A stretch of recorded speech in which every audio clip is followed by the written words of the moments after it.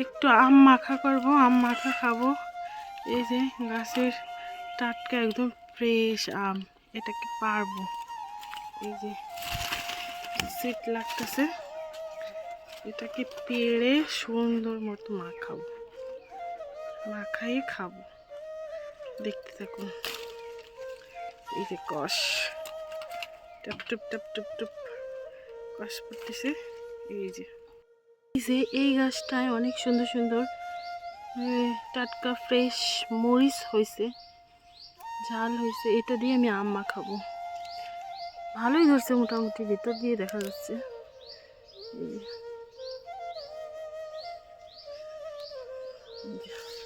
তিনটাই হয়ে যাবে।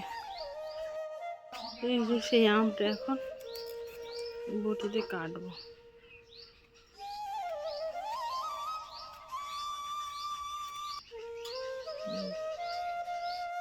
এই যে সেই আমটা মেশিন দিয়ে কুচাই নিয়েছি, এই যে এই মেশিন দিয়ে। এখন গাছের টাটকা ফ্রেশ কাঁচা ঝাল, কারণ আমি শুকনো ঝালটা খাবো না।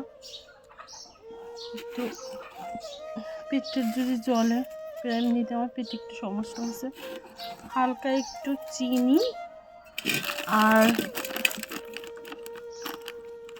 দেব হচ্ছে একটু লবণ।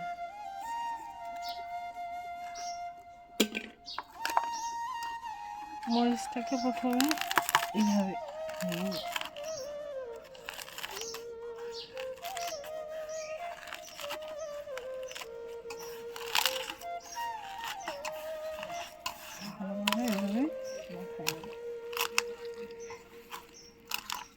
কি যে ঝালের একটা ঘ্রাণ বেরোচ্ছে বলার মতো না। খুবই সুন্দর একটা ফ্লেভার আসতেছে ঝালের, কাঁচা ঝালের।